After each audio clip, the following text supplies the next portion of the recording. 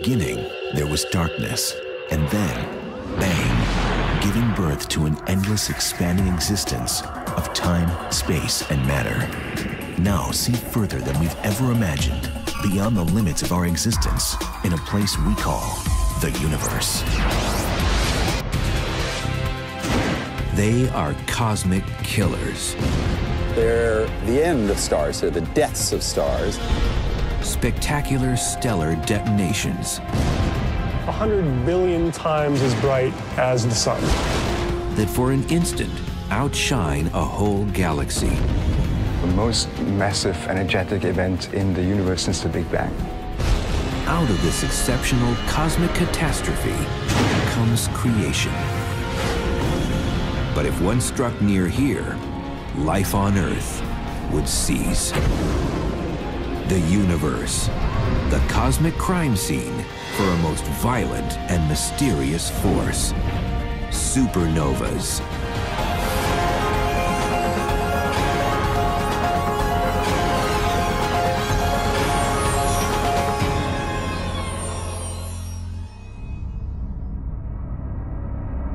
Supernovas, the sensational and exceptional death of stars, produce the biggest blasts in the universe. Now, only a small minority of stars actually explode, but those that do just go kablam, blowing themselves to smithereens. Releasing more energy than the sun does in its entire lifetime by more than 1 billion. The spectacular detonation blasts vast amounts of lethal radiation into the universe. If a star at the center of the planetary system would go supernova and explode, it would probably wipe out all forms of life in that planetary system. Radiation would basically sterilize all forms of life on any planet in a planetary system.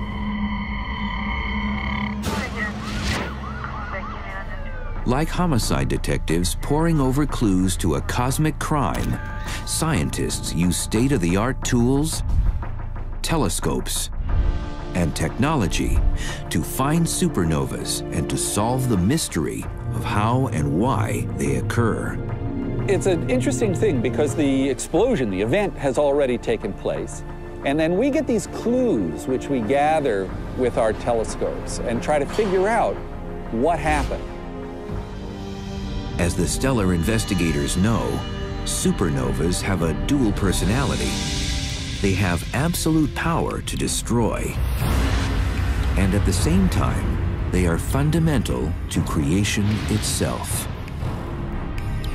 When a supernova goes off, the explosion produces a lot of light, but it also produces heavy elements out of the light ones. So, for example, iron or calcium or sodium or any of the elements of the periodic table, those things came from exploding stars that went off before the sun was formed. The elements produced in these enormous stellar explosions actually make planets, plants, and people. The calcium in your bones and the oxygen that you breathe were all cooked up in stars and blown out into space.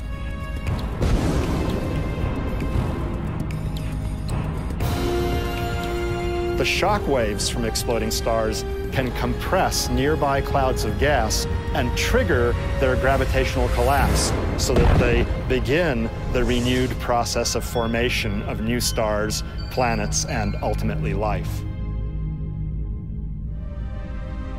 Thanks to circumstantial cosmic evidence collected, experts estimate that a mighty supernova goes off somewhere in the universe once every single second.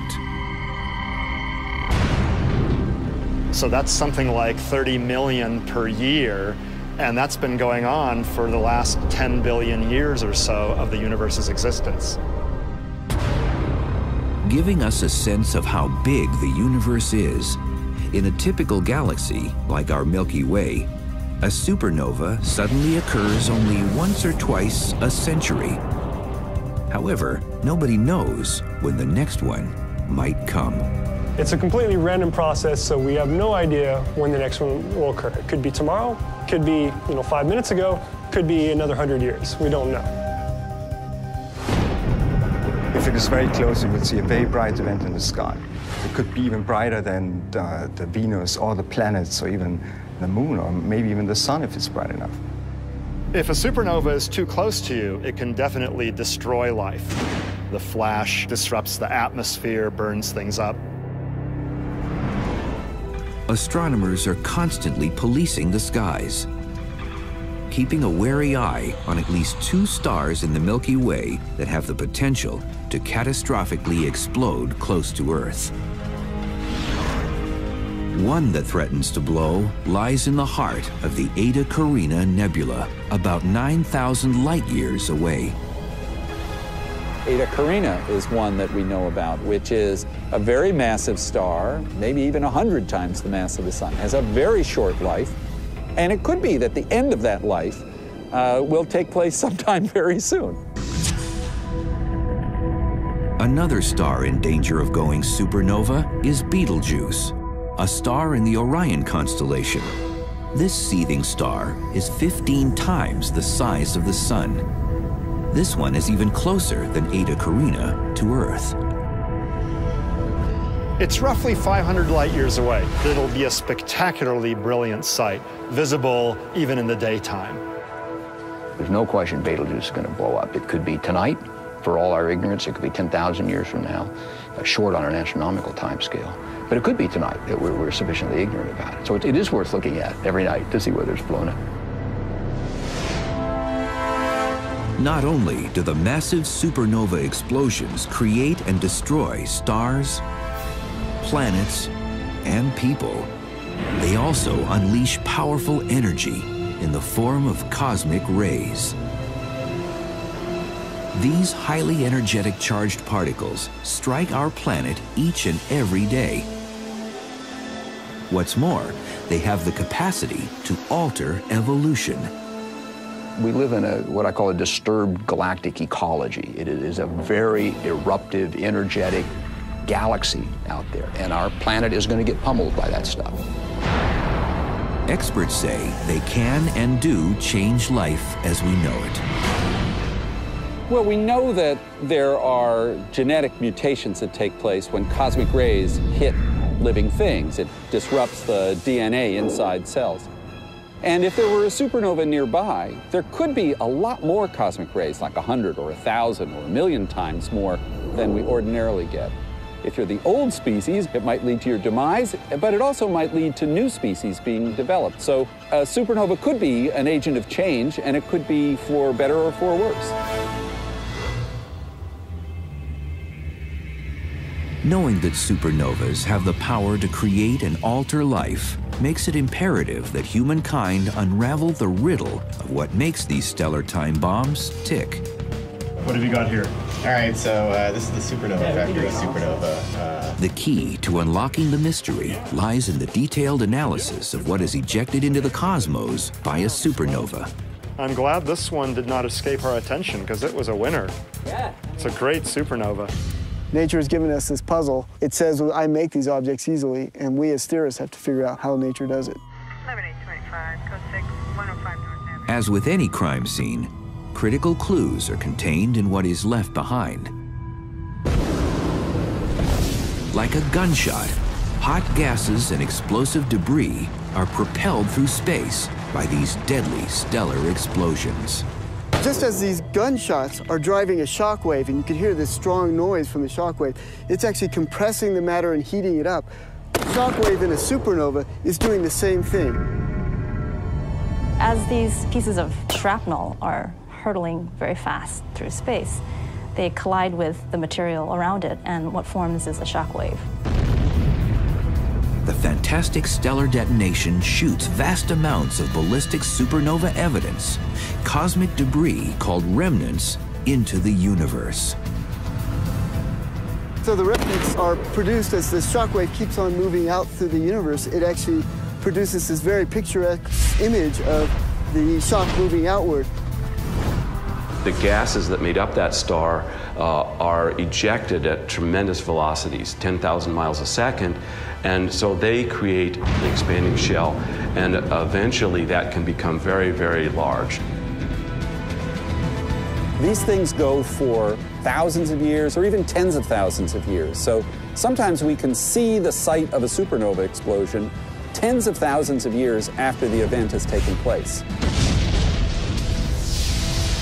The high-speed collision of stellar debris in the shockwave produces intense heat and light in wavelengths invisible to the human eye. They include radio, infrared all the way to X-rays, and gamma rays.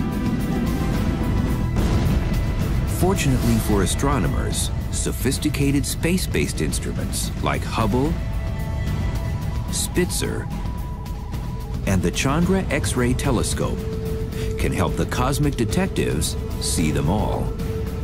So basically every instrument in every way you can gives you a somewhat different perspective on what's going on, and then you try to put all that together as an intellectual enterprise. Like a fingerprint, each supernova has a unique pattern, and they can be analyzed in several different ways. One thing we can do is measure how bright the supernova is, and that's what we call the light curve. The other thing that we can measure that is really helpful is what we call the spectrum. We take the light from a supernova at a telescope, spread it out into a little rainbow using a prism or a grating, and then measure how much light there is at each color or wavelength. Analysis of that line can tell us lots of interesting things, like the chemical composition of the supernova, the temperature, the pressures and densities of the gases, how quickly they're expanding, and so on. Information gleaned from the light curve and spectrum reveals distinctions between each supernova. So it is much like a detective job where you get different clues from the light curve or from the spectrum and try to figure out what kind of star it was, what made it explode, what the products of the explosion were, and what the effects of that explosion might be. As time goes on, we can see deeper and deeper into what the star originally was, so we can actually get what the composition of the star was at the time it exploded. By comparing the light curves and spectra from literally hundreds of supernova cases, scientists have been able to classify supernovas into two main types.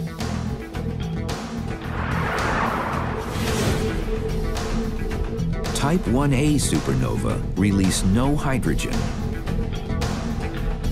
The explosions are uniform in size and luminosity. Type 2 supernova release large amounts of hydrogen. The explosions vary greatly in size and luminosity.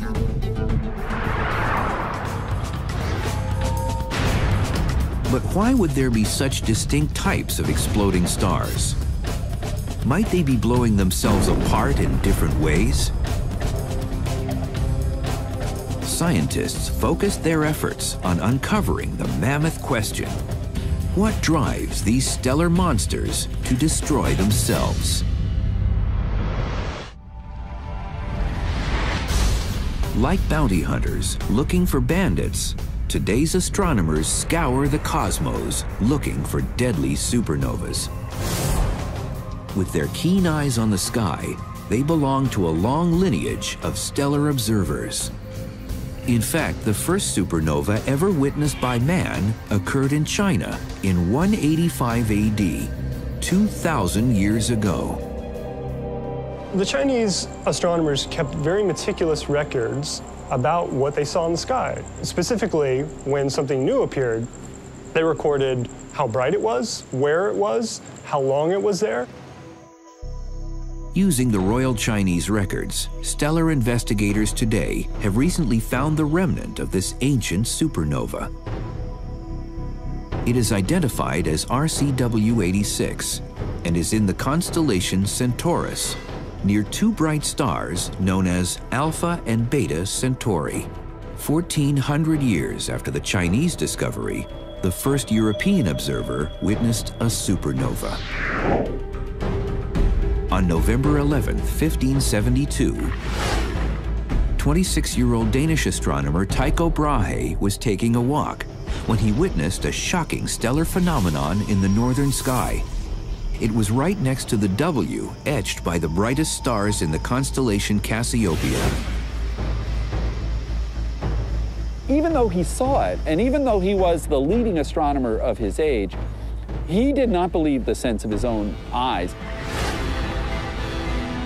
A few years after Tycho's remarkable sighting, his former pupil, Johannes Kepler, made his own groundbreaking observation of a new star. He measured from star to star around it the distance, and we can use that now to recreate exactly the position of where it exploded.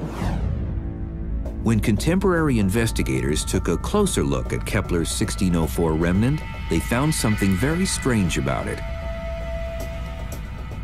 A detailed analysis of the chemical composition of the ejected and expanding gases indicated that there were two stars that somehow conjoined to produce a gigantic explosion.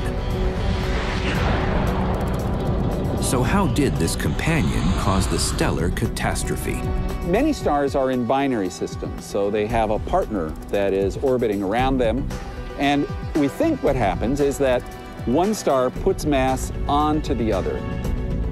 Experts have since found that the companion or binary scenario is the hallmark of what is called a Type 1a supernova. The Type 1 supernovae, we think, are the explosion of white dwarfs. So a star like the Sun will produce a little dense nugget about the size of the Earth. When a star like the Sun dies, it ejects its outer layers and leaves behind just a small, dense, burnt-out core called a white dwarf. The ashes of the Sun will be a carbon and oxygen white dwarf. Left to its own devices, that will just last forever and cool off.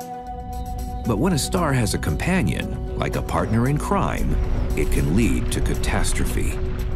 One star puts mass onto that white dwarf, pushes its mass up to the point where it becomes unstable, and that there is burning that takes place in the center. And very, very rapidly, the star goes from being a kind of boring white dwarf to being a tremendously violent and brilliant supernova. But why do some white dwarfs catastrophically explode? That was figured out in 1930 by a brilliant young astrophysicist, Subrahmanyan Chandrasekhar, the Sherlock Holmes of astrophysics, on a boat trip from India to England. During this long voyage, he used the newly developed fields of quantum physics and special relativity to come up with the idea that a white dwarf can have only a certain maximum limiting mass.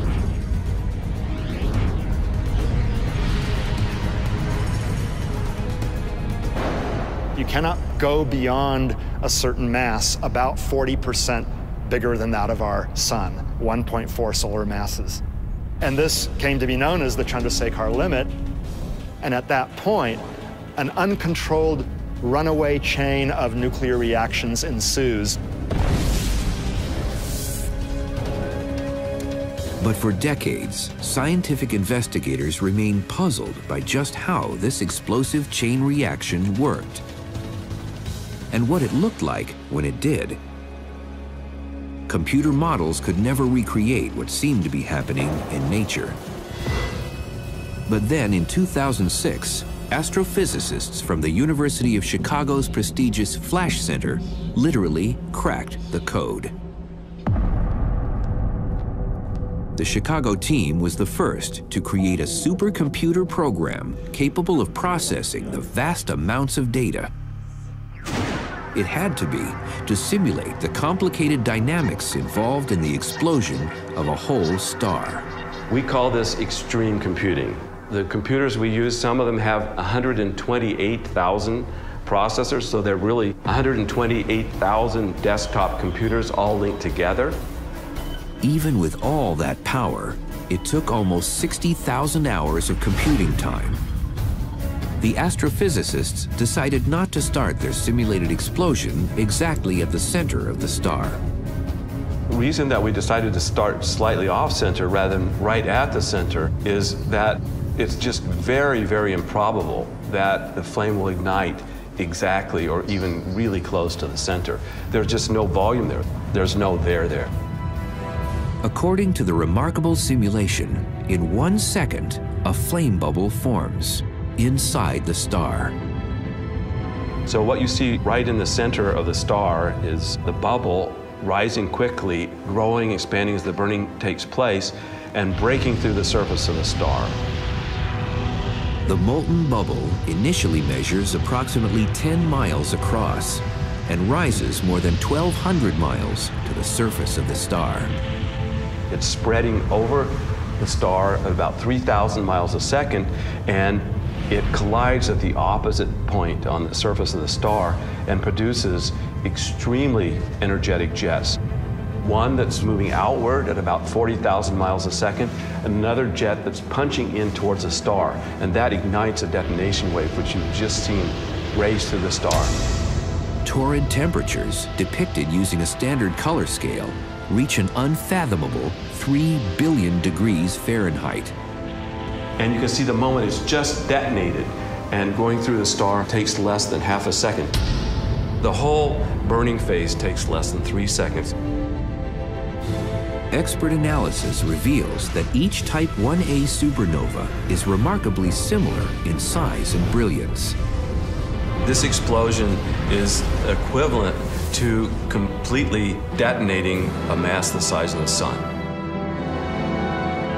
This groundbreaking computer simulation illustrates for the first time how the explosions could occur in a Type 1a supernova. But Type 2s seem to be a radically different animal. By examining the stellar debris, scientists have reasoned that Type 2 supernovas are not the result of exploding white dwarfs, but rather the huge blasts of massive dying stars, at least 10 times the mass of the sun. But how do these mega explosions work? The answer to the cosmic conundrum would come in the middle of the 20th century. That's when supernova gumshoes, for the first time in history, pounded the intergalactic pavements, systematically seeking gigantic exploding stars.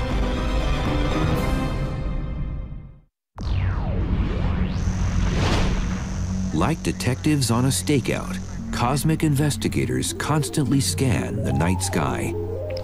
They're looking for the telltale bright lights that are evidence of a supernova. To carry out their surveillance, they use an impressive array of high-tech telescopes scattered across the globe. Historically, we discover supernovae with ground-based telescope, either scanning the sky constantly to look for new supernova explosions. The cosmic supernova hunt began in the 1930s. Maverick astrophysicist Fritz Zwicky led the charge. He was the first to methodically search, catalog, and quantify new and exploding stars. He was one of the real pioneers in finding exploding stars. And then he wanted to physically understand what they are. The trailblazing astrophysicist proposed that these enormous and spectacular stellar events were the result of whole stars exploding.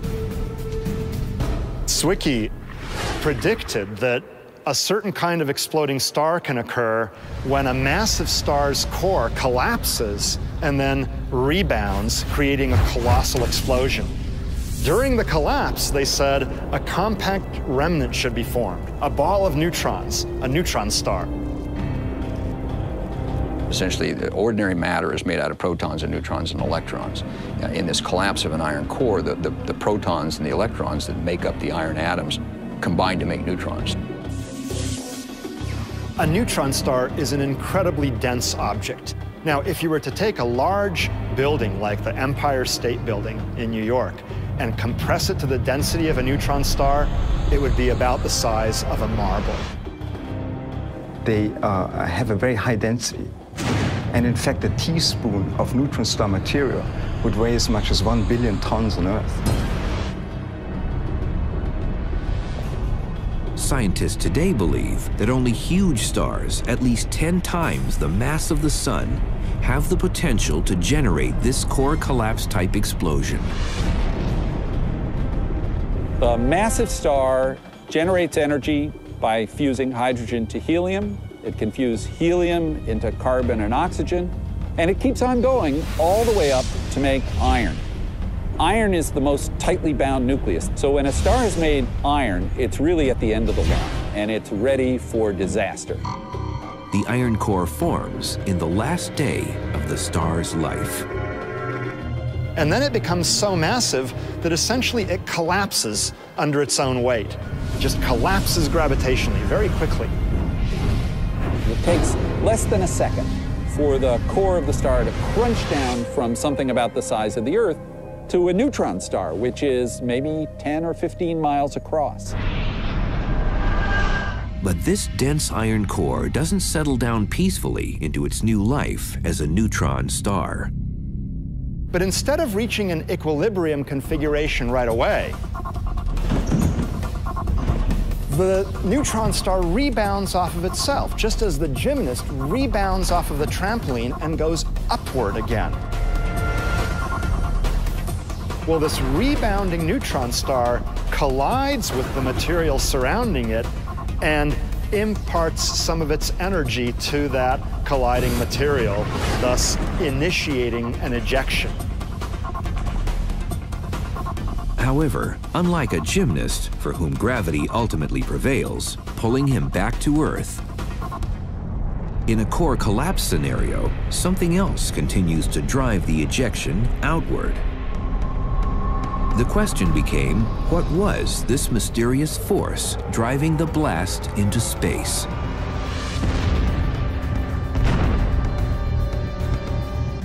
Experts calculated that in order for a successful explosion to occur, one more ingredient was needed. They suspected something called neutrinos, ghostly energy-bearing particles that had been predicted but never observed. Astrophysicists believe that during a core collapse, when the electrons are pushed so close to protons in the nuclei of atoms that they combine to become neutrons, in the process, they release these tiny, mysterious neutrino particles. The neutrinos are kind of interesting particles. They don't have any electric charge, so they don't interact with light. They only interact by what physicists call the weak force. And the weak force is aptly named. It means that these particles can go right through the Earth. They can go through long chunks of matter. So they're like ghosts. They just go through things. For centuries, modern astronomers had been studying the remnants of supernovas in faraway galaxies from the distant past. But in 1987, they would get a front-row seat to an explosion of their very own. It was the brightest supernova seen in nearly 4 centuries, long after the development of the telescope, so we could use our full arsenal of equipment to study this fantastic blast. In 1987, the most fantastic stellar event near our galaxy since the invention of the telescope occurred.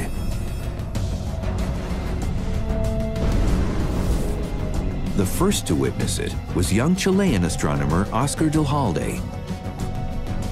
His and astronomy's good fortune came on the night of February 23rd, 1987. A telescope operator at the Las Campanas observatories, Oscar Duhalde, put water on for coffee and went outside to take a look at the sky. And when Oscar went out there, he looked at the Large Magellanic Cloud, which he knows very well, and he noticed that there was an extra star. So he discovered this supernova explosion while basically running outside the telescope building and saw it with his own eyes. When a star explodes, astrophysicists, like investigators looking for clues to a crime, know that the first few hours after the stellar death are the most critical.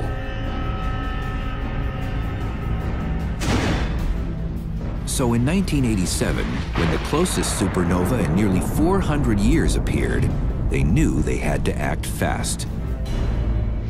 It was only about 170,000 light years away, a mere stone's throw for an astronomer.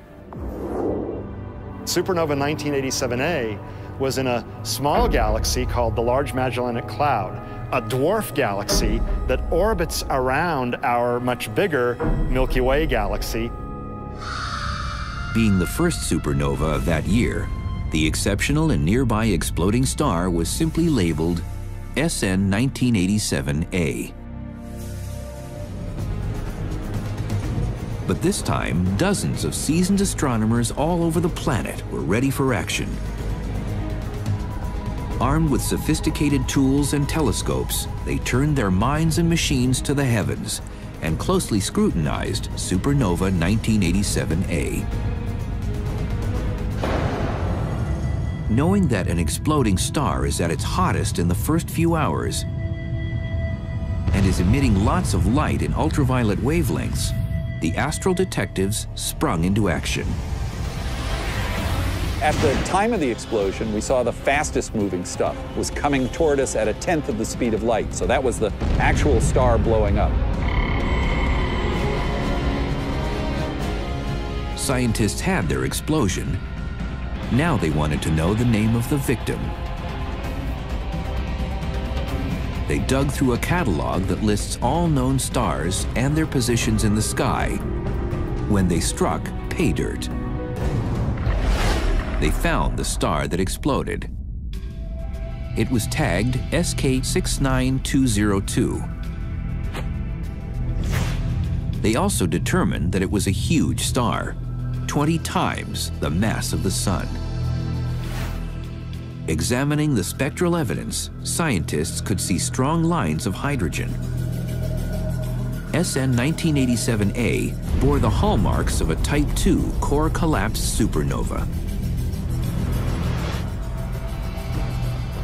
But to confirm their suspicions and prove the core collapse theories, experts had to have one more piece of physical evidence. They needed neutrinos, those ghostly particles that scientists predicted would be unleashed during the blast.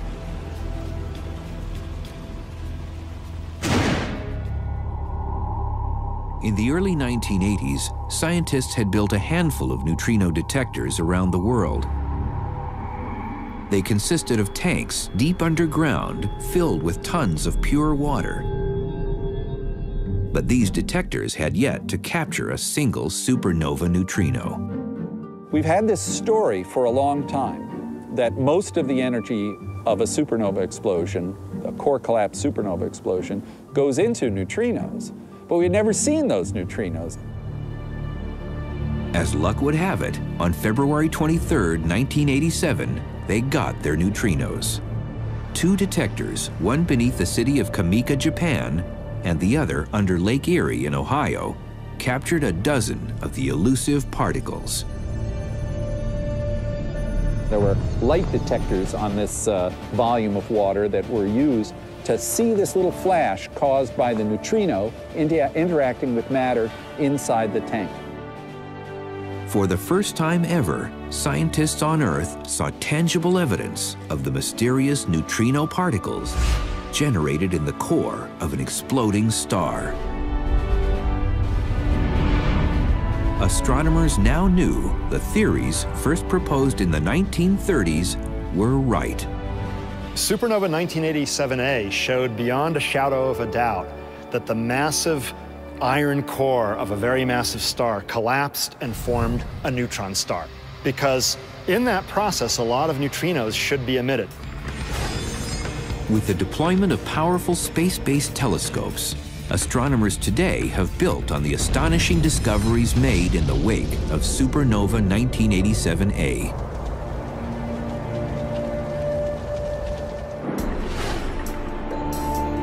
In 2006, 30-year-old astronomer Robert Quimby would once again turn conventional thinking on its head and revolutionize the way astronomers searched for supernovas.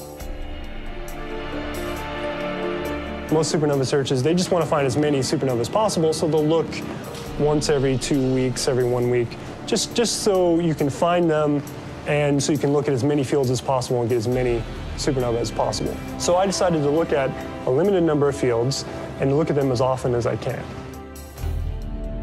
The enterprising cosmic gumshoe programmed his robotic telescope to systematically sweep the targeted field every night. Like an interstellar searchlight, it honed in on and methodically scanned the same small dark corner of the cosmos, looking for supernova suspects. I had software that can very quickly process the data and tell me if there's anything there that wasn't there before. And when that happens, if I think it could be a supernova, I'll get a spectrum of it. And then that spectrum of it will tell me exactly what it is. Is it a supernova? What type is it? Etc.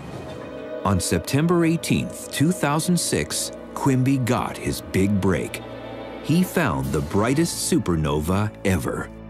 And this is my fourth supernova. I didn't think that I should be so lucky.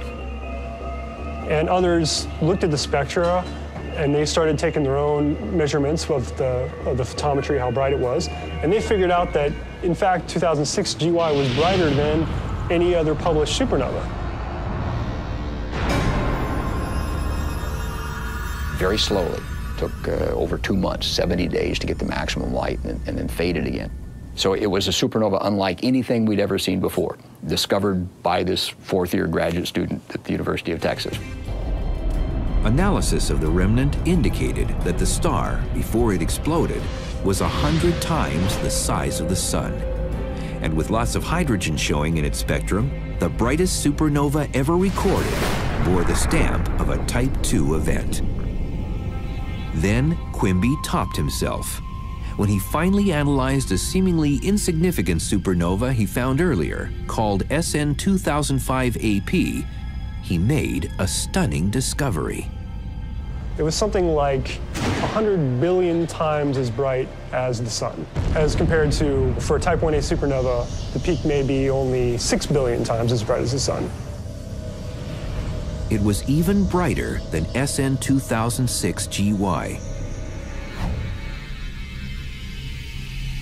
Like circumstantial evidence, astonishing discoveries of new ultra-bright supernovas like 2005 AP and others have opened up a whole new avenue of inquiry into exploding stars and their MO. The basic idea we have is that perhaps this is connected somehow to gamma ray bursts. Gamma rays are the most powerful form of light known in the universe. By analyzing supernovas, investigators are getting closer than ever to solving some of the most confounding riddles in the cosmos. How one of them makes gamma rays and the other makes an ordinary supernova is still one of the big mysteries, and nobody really knows how that works. What astronomers do know is that supernovas and the gamma ray bursts associated with them are the brightest beacons in the universe. On the galactic highway that is the cosmos, supernovas serve as celestial signposts, pointing astronomers to the beginning and the end of time and space.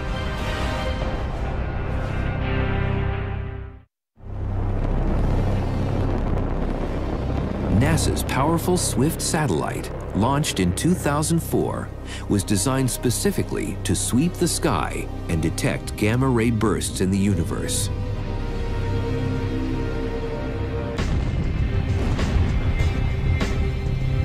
Like cosmic first responders, astrophysicists at NASA's Goddard Space Flight Center in Baltimore, Maryland, are standing by 24/7, waiting for a 911 call from SWIFT.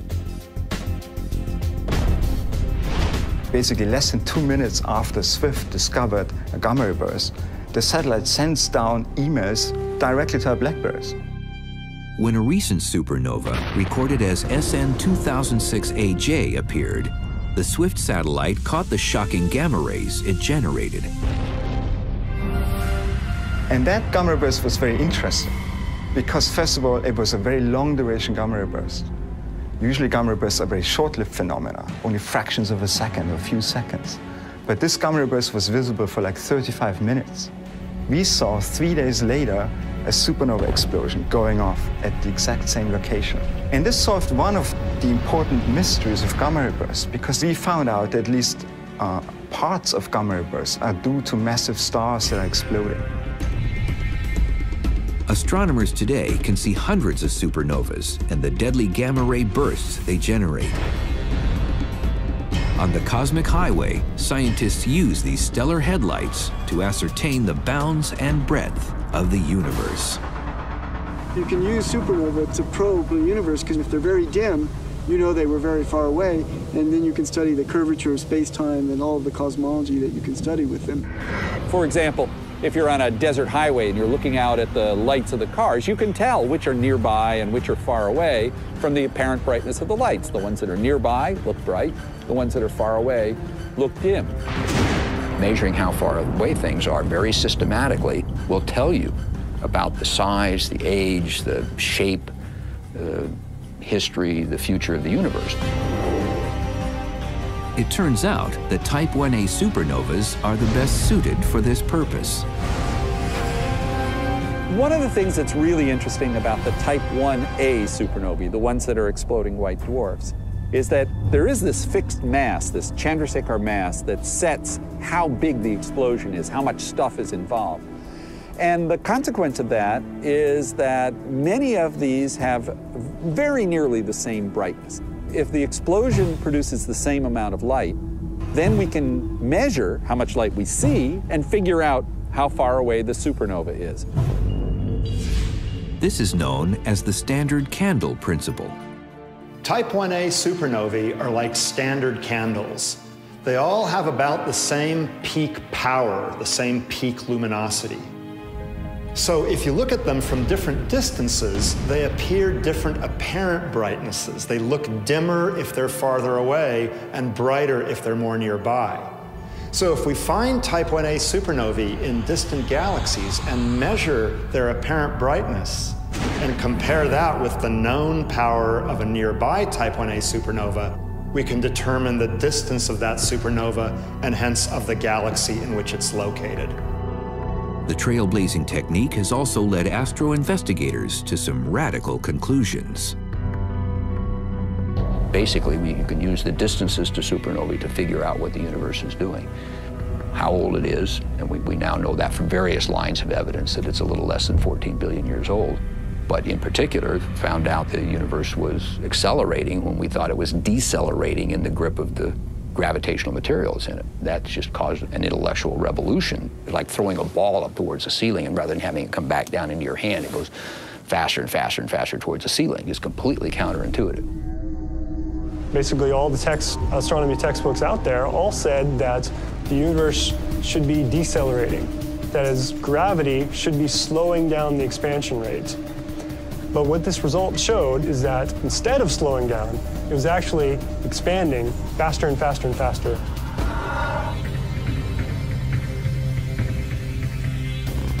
While the examination of supernovas has helped scientists unravel many monumental cosmic mysteries, experts believe that if they continue to follow the clues left behind when huge stars explode,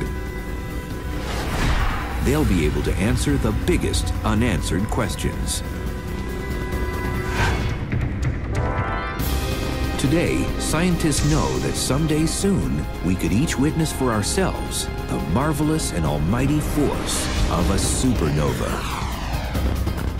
Our galaxy is 100,000 light years across, so that means there's light from 1,000 supernovae that's on its way to us now. It could even happen in our very own Milky Way. In our galaxy, we are expected to have on average about 2 supernova explosions per century. The problem is that the last supernova that we saw in our galaxy is almost 400 years ago. So our galaxy is long overdue.